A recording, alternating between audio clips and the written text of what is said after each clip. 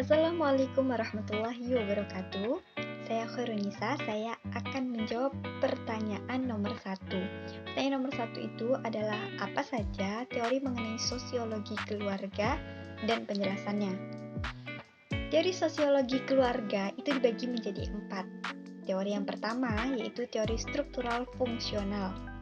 Teori struktural fungsional adalah teori yang mengatakan bahwa setiap anggota keluarga itu berperan untuk menjaga keseimbangan peran keluarga di masyarakat.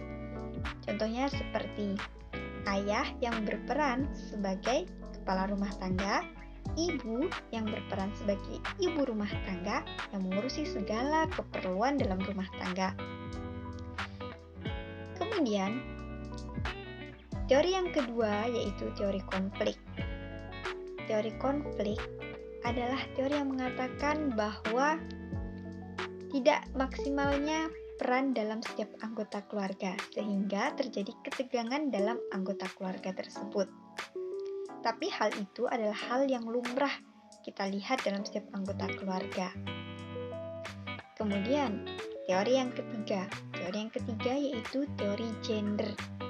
Teori gender adalah teori yang mengatakan bahwa peran setiap anggota keluarga itu dibagi berdasarkan jenis kelamin, laki-laki dan perempuan. Teori yang terakhir atau teori yang keempat adalah teori interaksionis simbolis.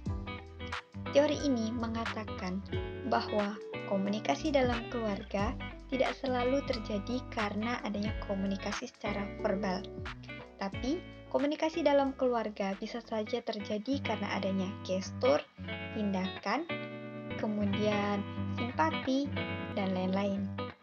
Sekian penjelasan saya mengenai nomor 1. Baiklah, saya akan menjawab pertanyaan nomor 2. Pertanyaan nomor 2 itu, apa saja fungsi-fungsi dari keluarga dan penjelasannya? Nah, fungsi-fungsi dari keluarga itu ada beberapa. Yang pertama yaitu keluarga berfungsi sebagai reproduksi. Artinya, keluarga itu berperan untuk melanjutkan generasi berikutnya guna menjaga keseimbangan kehidupan di masyarakat. Fungsi yang kedua yaitu keluarga berfungsi laten. Artinya, keluarga berfungsi sebagai tempat istirahat setelah lelah seharian beraktivitas di luar. Fungsi yang ketiga yaitu fungsi cinta dan kasih sayang. Karena seperti kita ketahui, keluarga adalah tempat yang memberikan cinta dan kasih sayang terbesar kepada individu. Kemudian yang keempat itu adalah fungsi pendidikan dan sosialisasi. Keluarga berfungsi untuk memberikan sosialisasi dan pendidikan pertama bagi anak-anak. Karena tidak mungkin anak-anak yang baru dilahirkan itu dapat bersosialisasi langsung dengan masyarakat. Sehingga disinilah peran keluarga. Anak-anak akan mulai berperan terlebih dahulu dengan bersosialisasi dengan keluarga, terutama kepada ibunya. Kemudian, fungsi yang terakhir yaitu fungsi ekonomi. Keluarga berfungsi untuk memenuhi kebutuhan tiap-tiap individu walaupun dengan adanya batas-batas ekonomi yang ada di masyarakat, sehingga kebutuhan tiap individu itu, kebutuhan materi pada tiap individu itu dapat dipenuhi dengan adanya fungsi ekonomi keluarga. Sekian, terima kasih. Baiklah, saya akan menjelaskan pertanyaan nomor 3.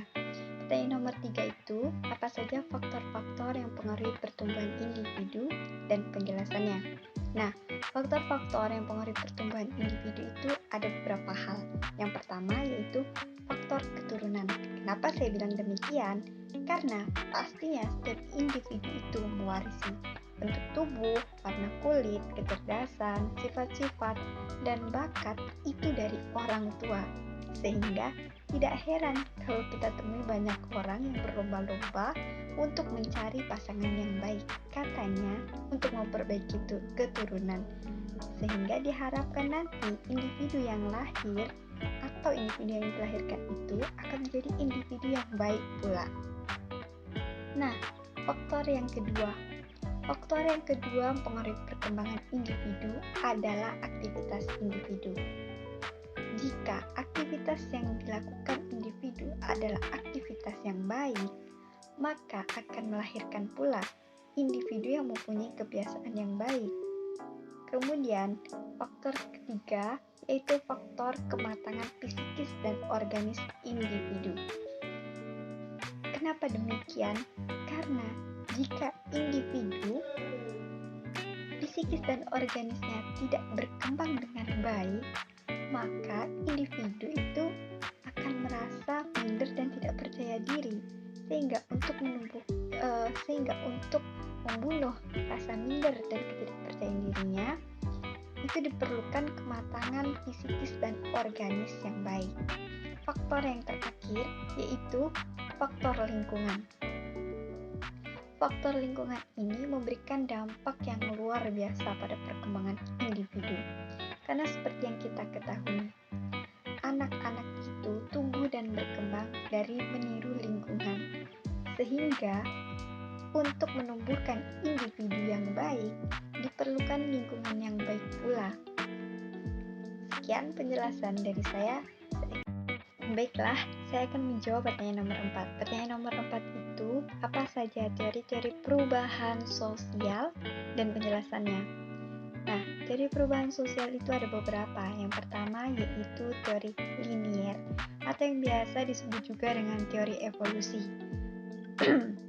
Teori evolusi mengatakan bahwa perubahan sosial itu terjadi secara bertahap dan mempunyai kurun waktunya cukup lama. Contoh mudahnya yaitu masyarakat primitif yang awalnya pola hidupnya dengan meramu dan berburu beralih ke masyarakat tradisional yang pola hidupnya bercocok tanam dan menerapkan adat istiadat, kemudian diganti pula dengan masyarakat modern yang sudah meninggalkan adat istiadat dan lebih mengedepankan ilmu pengetahuan dan teknologi. Teori yang kedua yaitu teori siklus. Teori siklus mengatakan bahwa perubahan yang terjadi saat ini adalah pengulangan di masa lampau. Contohnya saja di akhir-akhir ini, fashion di era 90-an ini menjadi sumber inspirasi bagi para pencinta fashion untuk mengembangkan fashion terbaru.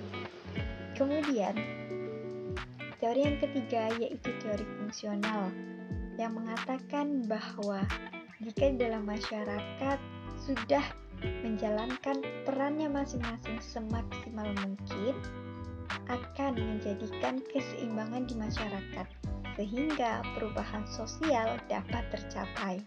Kemudian, teori yang terakhir yaitu teori konflik.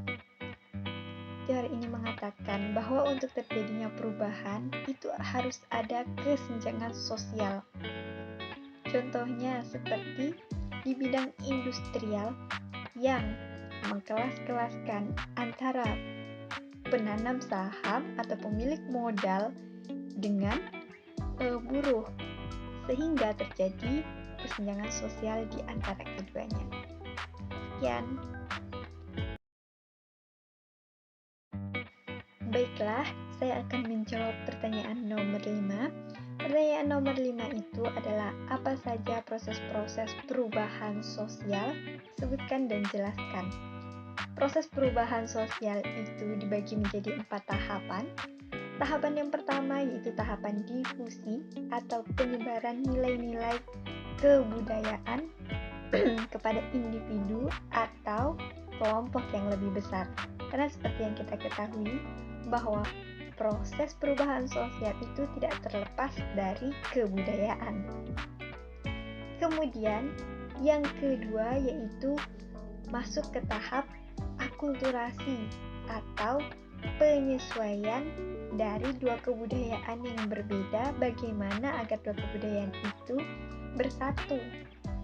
Nah, tahap yang ketiga yaitu tahap asimilasi. Tahap asimilasi itu adalah tahapan bagaimana dua kebudayaan tersebut dapat berinteraksi atau berjalan beriringan dalam waktu yang cukup lama. Nah, tahapan yang terakhir yaitu tahapan akomodasi. Tahapan akomodasi adalah tahapan pemuncak karena tahapan ini sudah menunjukkan keseimbangan antara dua kebudayaan yang berbeda sehingga tidak menimbulkan percecokan di antara para anggotanya. Sekian penjelasan dari saya. Saya akhiri. Wassalamualaikum warahmatullahi wabarakatuh.